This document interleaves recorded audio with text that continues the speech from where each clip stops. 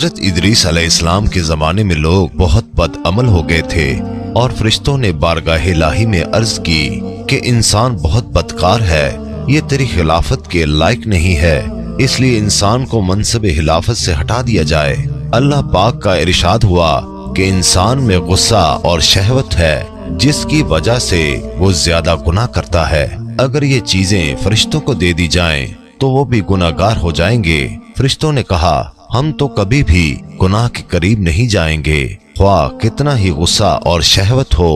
حکم ربی ہوا اچھا تم فرشتے اپنی جماعت میں سے کوئی سے 2 فرشتے چن لو جو تمہارے خیال میں سب سے زیادہ پرہیزگار ہوں، پھر انہیں غصہ اور شہوت دے کر دنیا میں بھیجا جائے گا تاکہ انہیں آزمایا جا سکے۔ چنانچہ ہاروت اور ماروت جو بہت پرہیزگار فرشتے تھے منتخب ہو گئے، انہیں غصہ اور شہوت دے کر شہر بابل میں اتار دیا گیا اور کہا گیا کہ تم دونوں قاضی بن کر لوگوں کے درمیان فیصلے کیا کرو اور شام کو اسم اعظم کے ذریعے واپس آسمان پر آ جایا کرو۔ یہ دونوں قریب 1 ماہ تک اسی طرح آتے جاتے رہے۔ اس عرصے میں ان کے عدل و انصاف کا چرچا عام ہو گیا اور بہت سے مقدمے ان کے پاس آنا شروع ہو گئے۔ ایک روز ملک کے فارس کی ایک حسین و جمیل عورت زہرہ نامی نے اپنے شوہر کے خلاف مقدمہ دائر کیا۔ یہ دونوں اسے دیکھتے ہی اس پر عاشق ہو گئے اور اس کے ساتھ بدعملی کی خواہش کی۔ اس عورت نے کہا کہ میرا اور تمہارا دین الگ الگ ہے اور میرا شوہر بہت غیرت مند ہے، اگر اسے پتہ چلا تو وہ مجھے قتل کر دے گا، اس لیے اگر تم اپنی خواہش پوری کرنا چاہتے ہو تو پہلے میرے شوہر کو قتل کرنا ہوگا اور جس بت کی میں پوجا کرتی ہوں اسے سجدہ کرنا ہوگا۔ اس عورت کی شرائط سن کر دونوں نے انکار کر دیا۔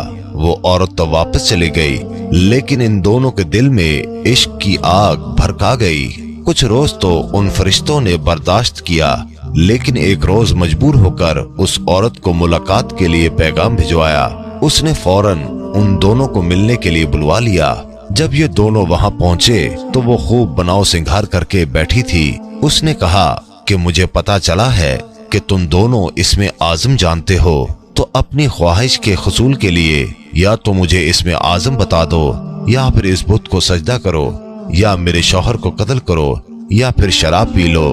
دونوں فرشتوں نے سوچا کہ اسم اعظم تو اسرار الہی ہے، اسے فاش نہیں کیا جا سکتا، اسی طرح بت کو سجدہ کرنا یا کسی کو قتل کرنا بھی کبیرہ گناہ ہے، اس لیے چلو شراب لاؤ، ہم شراب پی لیتے ہیں۔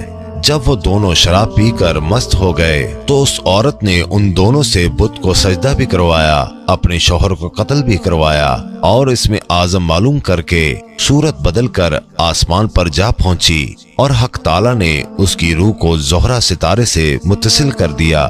دوسری جانب جب ہاروت اور ماروت کو ہوش آیا تو وہ اسم اعظم بھول چکے تھے اور اپنے کیے پر شرمندہ تھے۔